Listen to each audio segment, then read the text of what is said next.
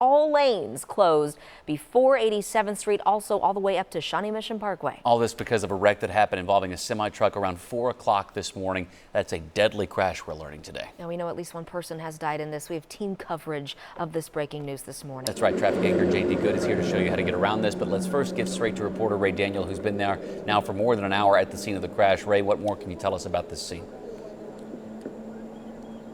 Well, Taylor, you know, you're definitely thinking of the family of that pickup driver who died in this crash. Let me go ahead and step out of the way now that there is more daylight out.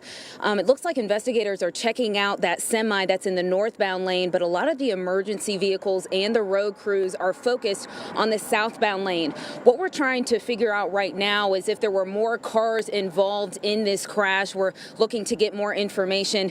I'm told that Lenexa police, they say they got the call around 4 o'clock this morning.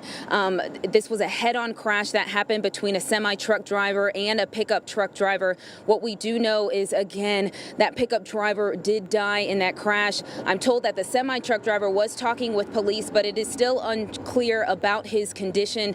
Again, we want folks to know just to avoid this area, and we'll be sure to keep you posted on any information as it becomes available. Live in Lenexa, Ray Daniel, 41 Action News Today on 38 The Spot.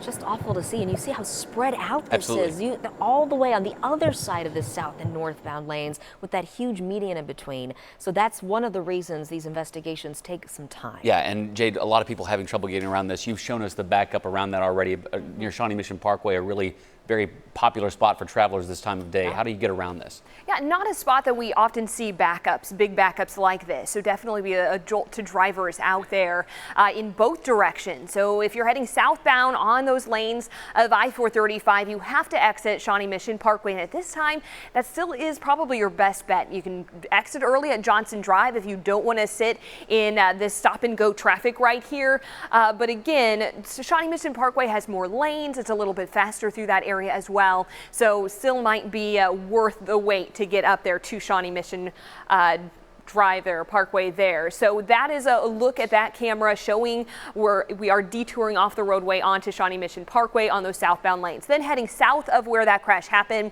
northbound lane. So if you're heading north, you have to exit at 87th Street. Again, not a great option to get to 87th Street and have to get off there. We're going about 6 miles per hour there from 95th up to 87th Street. If you want to exit early at 95th, it might be a good option there, or maybe get over to K7 or I-35 to get around this closure.